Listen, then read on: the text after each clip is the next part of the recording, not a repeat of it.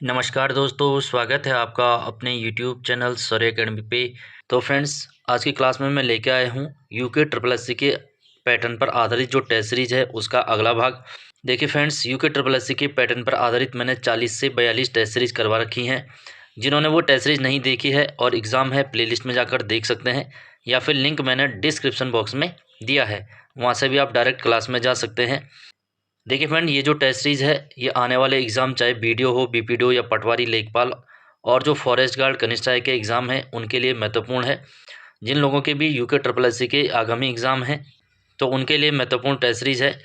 तो चलिए फ्रेंड्स, शुरू करते हैं। जिन्होंने अभी तक सब्सक्राइब नहीं किया है वो कर लीजिए। साथ ही साथ मेरे टेलीग्राम ग्रुप से जुड़ने के लिए लिंक मैंने डिस्क्रिप्शन बॉक्स में दी है, वहाँ से आप इसकी PDF डाउनलोड कर सकते हैं। आज का पहला क्वेश्चन है, चौफला नृत्य के बारे में निम्नलिखित में से कौन सा कथन सत्य है। देखिए फ्रेंड्स, हमारे कल्चर और संस्कृति से बहुत सारे क्वेश्चन देखने को मिलते हैं। इसका आज एक क्वेश्चन है, चौफला नृत्य, इसके बारे में बताना है कि कौन सा कथन सत्य है, कौन सा असत्य है।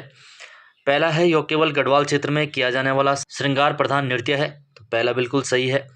दूसरा है, एकाग्रता इस नृत्य की पहली शर्त है और इसका अंत चाली या भौर से होता है, तो दूसरा यहाँ पर गलत हो जाएगा। ये मन्नाड़ नृत्य के बारे में कहा गया है, इसमें एकाग्रता होनी चाहिए और चाली और भौर से इसका अंत होता है। तीसरा है, मान्यता के अनुसार माता पार्वती ने यह नृत्य भगवान शिव को प्रसन्न करने के लिए किया था, ये भी सही है। और चौथा है, यह मणिपुर के रास नृत्य के समकक्ष है, ये भी सही है। यह मणिपुर के रास, असम के बिहू और गुजरात के गरबा के समान नृत्य है। तो इसका राइट आंसर हो जाएगा केवल 1, 3 और 4, तो ऑप्शन सी राइट आंसर हो जाएगा 1, 3, 4। अगला प्रश्न है, सुमेलित नहीं है। सुमेलित देखना है कौन सा नहीं है। एक साइड मेला दिया गया है, दूसरी साइड स्थान है। पहला है जौलजीबी मेला, जो कि पिथौरागढ़ में काली और गोरी नदी के संगम पर लगता है, पहला बिल्कुल सही है। दूसरा है बगवाली मेला, तो बगवाली मेला अल्मोड़ा के बगवाली पोखर में आयोजित होता है, तो ये बात भी सही है। तीसरा है जागड़ा उत्सव, ये जौनसार क्षेत्र देहरादून में आयोजित होता है भाद्रपद के महीने में, ये भी सही है। चौथा है मरना माई लोक उत्सव, तो मरना माई लोक यात्रा उत्सव टिहरी गढ़वाल में आयोजित नहीं होता है, ये रुद्रप्रयाग जनपद में आयोजित होता है, तो ऑप्शन डी हमारा सही उत्तर हो जाएगा। मरना माई लोक यात्रा रुद्रप्रयाग सही उत्तर हो जाएगा। देखिए फ्रेंड, यहाँ पर एक मेला है बगवाली मेला, एक होता है बगवाल मेला। तो बगवाल देवीधुरा चंपावत में लगता है, जबकि बगवाली मेला बगवाली पोखर अल्मोड़ा में आयोजित होता है। दोनों अलग अलग हैं, आपको ध्यान रखने हैं। अगला प्रश्न है, अमरनाथ के सदृश प्राकृतिक बर्फ का शिवलिंग उत्तराखंड के किस स्थान पर बनता है। जैसे जम्मू कश्मीर में अमरनाथ गुफा में शिवलिंग बनता है, वैसे ही उत्तराखंड में भी बर्फ से शिवलिंग बनता है, जो कि एक प्राकृतिक घटना है। ये टिमरसैंण गुफा नीति चमोली में जो स्थित है वहीं पर ये बनता है, ऑप्शन बी राइट आंसर हो जाएगा, टिमरसैंण महादेव। देखिए फ्रेंड, रुच महादेव की बात करें तो ये रुद्रप्रयाग जनपद में स्थित है, बिनसर महादेव अल्मोड़ा में स्थित है और खतलिंग महादेव टिहरी में स्थित है। नेक्स्ट क्वेश्चन है, निम्नलिखित कथनों पर विचार कीजिए। पहला है, राज्य सूचना आयोग का गठन सितंबर 2005 में किया गया। दूसरा है, राज्य अल्पसंख्यक आयोग का गठन 27 जून 2003 को किया गया। देखिए फ्रेंड, राज्य सूचना आयोग के बारे में अगर बात करें तो ये अक्टूबर 2005 में होता है, पहला गलत हो जाएगा। दूसरा, अगर राज्य अल्पसंख्यक आयोग के बारे में बात करें तो ये 27 मई 2003 को इसका गठन होता है, तो ये भी गलत हो जाएगा, यानी कि ए और बी दोनों गलत हैं, तो ऑप्शन सी हमारा सही उत्तर हो जाएगा। अगला प्रश्न है, मथुरा प्रसाद नैथानी एवं कुछ अन्य गढ़वालियों ने निम्नलिखित में से किस स्थान पर 1907 में गढ़वाल भ्रातृ मंडल की स्थापना की। तो पहला पॉइंट तो आपको यही याद रखना है, गढ़वाल भ्रातृ मंडल की स्थापना 1907 में किसने की है, तो मथुरा प्रसाद नैथानी ने की है। देखिए फ्रेंड्स, ये स्थापना होती है उत्तर प्रदेश की राजधानी लखनऊ में, तो ऑप्शन डी राइट आंसर हो जाएगा, लखनऊ। इसके पहले अधिवेशन की बात करें तो पहला अधिवेशन 1908 में कोटद्वार के अंदर होता है और इसके अध्यक्ष कुलानंद बरतवाल रहते हैं। कुलानंद बरतवाल, कोटद्वार में अध्यक्षता किसने की है, तो कुलानंद बरतवाल ने की है, जबकि स्थापना लखनऊ में मथुरा प्रसाद नैथानी करते हैं। अगला प्रश्न है, बालेश्वर मंदिर से संबंधित सही कथन का चयन कीजिए। बालेश्वर मंदिर के बारे में कथन दिए गए हैं, कौन सा सही है ये देखना है। पहला है, बालेश्वर मंदिर बागेश्वर में स्थित है, तो ये गलत हो जाएगा, बालेश्वर मंदिर चंपावत में स्थित है, भगवान शिव को समर्पित है। दूसरा है, बालेश्वर मंदिर का निर्माण उद्यान चंद द्वारा करवाया गया था, ये बिल्कुल सही है, उद्यान चंद ने इसका कार्य शुरू करवाया है और विक्रम चंद ने इसका कार्य पूर्ण करवाया है, दूसरा सही है। तीसरा है, बालेश्वर मंदिर से देशदेव एवं कराचलदेव आदि शासकों के ताम्रपत्र प्राप्त हुए हैं। ये भी सही है। देशदेव जो कत्यूरी था, इसका ताम्रपत्र मिलता है। कराचलदेव के आक्रमण की जानकारी भी मिलती है 1223 का, इसका भी ताम्रपत्र प्राप्त होता है। चौथा है बालेश्वर मंदिर का जीर्णोद्धार महावीर थापा, जो कि गोरखा शासक उत्तराखंड में थे, द्वारा 1797 में किया गया था। तो ये बात गलत है, 1797 में नहीं किया गया था, 1796 में किया गया था, 1796। तो हमको इसमें सही कथन बताने हैं, तो सही कथन हो जाएगा ऑप्शन बी और सी, यानी कि 2 और 3। तो इसका राइट आंसर हो जाएगा केवल 2 और 3 सत्य हैं। अगला प्रश्न की ओर बढ़ेंगे। नेक्स्ट क्वेश्चन है, उत्तराखंड सरकार द्वारा शुरू की गई महिला सारथी योजना के तहत किस प्रकार का प्रशिक्षण दिया जाएगा। देखिए फ्रेंड्स, ये करंट अफेयर का क्वेश्चन है जो कि उत्तराखंड में महिला सारथी योजना से संबंधित है। यूके SSSC के आगामी जो भी एग्जाम है उसमें उत्तराखंड का बहुत बड़ा रोल रहेगा, क्योंकि 5 से 6 क्वेश्चन देखने को मिलते हैं। इसके लिए मैंने करंट अफेयर की सीरीज चलाई है, तो वहाँ से आप देख सकते हैं, उसमें भी पढ़ाया था मैंने ये। तो इसके बारे में बात करें तो महिला सारथी योजना, इस योजना की शुरुआत होती है महिला दिवस के अवसर पर 8 मार्च 2025 को। इसमें वाहन चलाने का प्रशिक्षण दिया जाएगा, तो ऑप्शन बी राइट आंसर हो जाएगा, वाहन चलाने का प्रशिक्षण। इसमें उन महिलाओं को वाहन चलाना सिखाया जाएगा जो विधवा हैं या फिर गरीब परिवार से हैं या फिर SC ST की महिलाएं हैं, उनको सरकार वाहन चलाने का प्रशिक्षण देगी। इसी के साथ साथ ड्राइविंग लाइसेंस भी उपलब्ध कराएगी और साथ में इलेक्ट्रिक व्हीकल भी प्रोवाइड कराएगी, जैसे ई-रिक्शा, ऑटो रिक्शा, ताकि वो अपनी जीविका चला सके। अगला प्रश्न है, सविनय अवज्ञा आंदोलन के दौरान अल्मोड़ा नगर पालिका भवन पर तिरंगा झंडा फहराने वाली निम्नलिखित में से कौन नहीं थी। यहाँ पर नहीं पूछ रहा है। देखिए फ्रेंड्स, 1930 में होता है नमक सत्याग्रह। इस दौरान जो बिश्नी देवी शाह हैं, इनके नेतृत्व में मंगला देवी, रेवती और जीवंती ये क्या करती हैं, अल्मोड़ा नगर पालिका पर तिरंगा झंडा फहराती हैं। तो इनमें होमवती शामिल नहीं थी, तो ऑप्शन बी राइट आंसर हो जाएगा, होमवती। नेक्स्ट क्वेश्चन है, अमृतसर कांग्रेस 1919 में गढ़वाल के किन 2 नेताओं ने भाग लिया था। तो भारतीय राष्ट्रीय कांग्रेस का अमृतसर अधिवेशन होता है, जिसमें 1919 में गढ़वाल के अनुसुया प्रसाद बहुगुणा और मुकुंदी लाल जी भाग लेते हैं। तो ऑप्शन ए राइट आंसर हो जाएगा, अनुसुया प्रसाद बहुगुणा, मुकुंदी लाल। कुमाऊं की बात करें तो कुमाऊं से लगभग 100 से अधिक नेता इसमें सम्मिलित होते हैं, इसलिए केवल गढ़वाल का पूछा जाता है। गढ़वाल में केवल 2 ही व्यक्ति थे। अगला प्रश्न है, उत्तराखंड में कमीण का क्या कार्य होता था। देखिए फ्रेंड, चंद्रराज वंश हो या कत्यूरी हो या फिर पंवार या गोरखे आए थे, उनके समय ये शब्द काफ़ी प्रचलित था, कमीण। कमीण का अर्थ होता था थोकदार, थोकदार। और इसी थोकदार को 2 भागों में बांटा गया था। दक्षिण गढ़वाल में इसको कहा जाता था कमीण और उत्तरी गढ़वाल में इसको कहा जाता था सयाना। तो इस थोकदार या सयाना या कमीण का कार्य क्या होता था, परगने का राजस्व वसूल करके राजकोष तक पहुंचाना। तो इसका मुख्य कार्य था टैक्स को कलेक्ट करना, यानी कि निश्चित गांवों से राजस्व एकत्र करना। तो ऑप्शन ए राइट आंसर हो जाएगा, राजस्व एकत्र करना। अगला प्रश्न है, निम्नलिखित में से असत्य को चुनिए। तो इसमें 4 कथन दिए गए हैं, हमें इनमें से असत्य चुनना है। पहला है, चैती पसारा गीत ओजी और बद्दी जाति के लोग गाते हैं। पहला बिल्कुल सही है। चैत के महीने में चैती पसारा गीत ओजी और बद्दी जाति के लोग अपने यजमान के यहाँ जाकर गाते हैं। इसके बदले में उन्हें अनाज हो गया, पैसा हो गया या फिर कपड़े हो गया, ये चीज़ें दी जाती हैं। दूसरा है, चौमासा गीत प्रिय मिलन की आस में गाया जाने वाला ऋतु गीत है। तो ये बात भी सही है, चौमासा गीत अधिक वर्षा और प्रिय मिलन की आस में गाया जाने वाला ऋतु गीत है।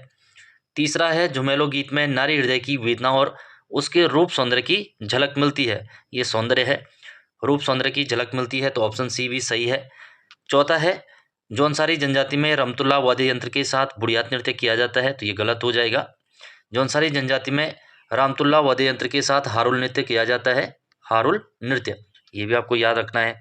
तो ऑप्शन डी सही उत्तर हो जाएगा, जौनसारी जनजाति में रामतुल्ला वाद्य यंत्र के साथ बुढ़ियात नृत्य किया जाता है, ये गलत हो जाएगा। नेक्स्ट क्वेश्चन है, उत्तरांचल उत्थान परिषद का गठन किसने किया है। तो उत्तरांचल उत्थान परिषद की बात करें तो उत्तरांचल उत्थान परिषद का गठन होता है 1988 और शोभन सिंह जीना इसकी स्थापना करते हैं। तो ऑप्शन ए राइट आंसर हो जाएगा, शोभन सिंह जीना। द्वारिका प्रसाद उनियाल की अगर बात करें तो उत्तराखंड संयुक्त संघर्ष समिति की इन्होंने स्थापना की थी 1989 के अंदर, ये भी आपको याद रखना है।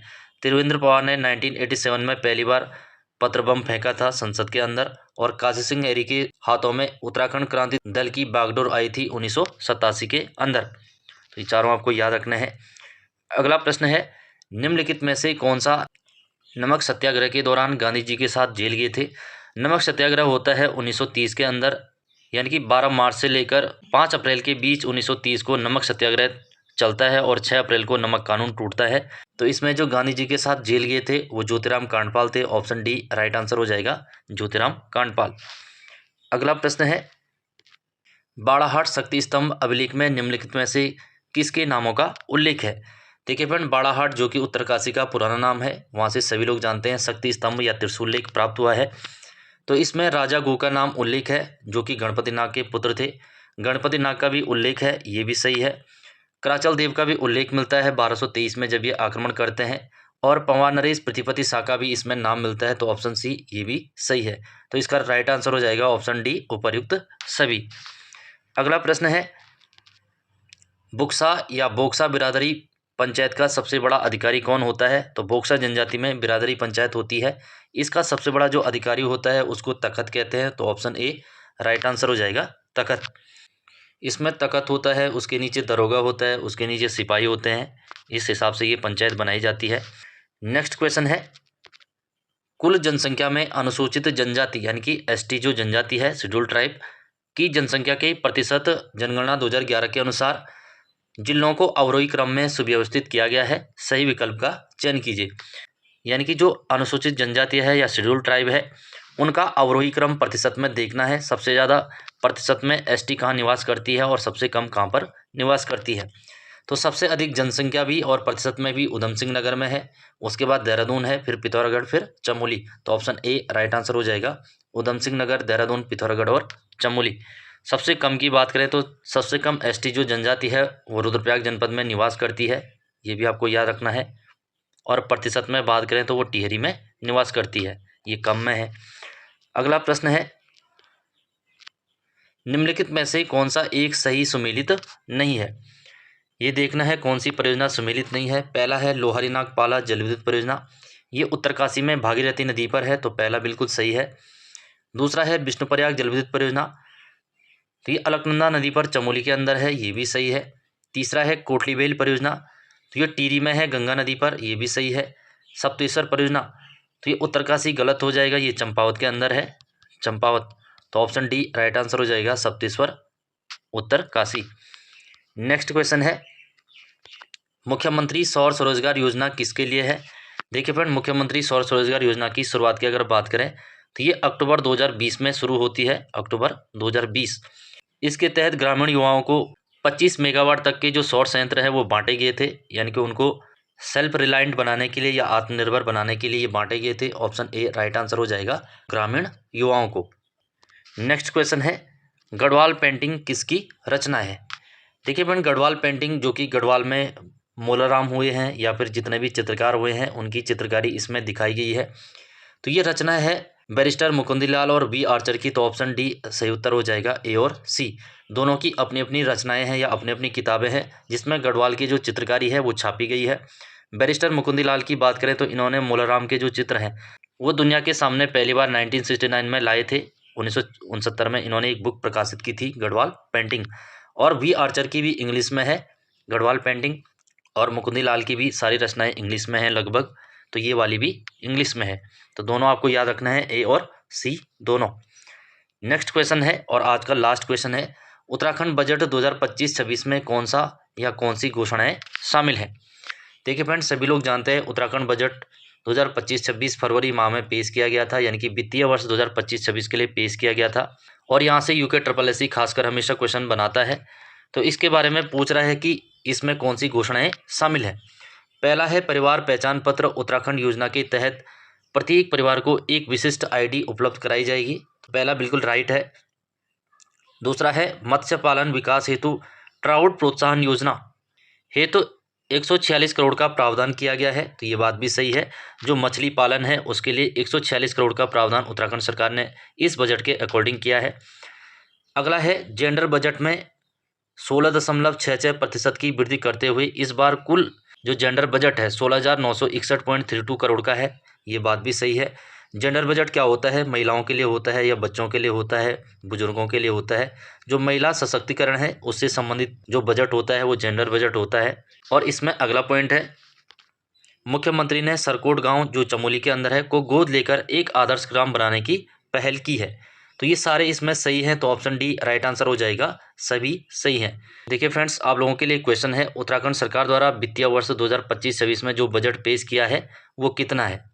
कितना बजट इस बार उत्तराखंड सरकार द्वारा यहाँ पर पेश किया गया है वित्तीय वर्ष 25-26 का, ये आपको कमेंट करना है।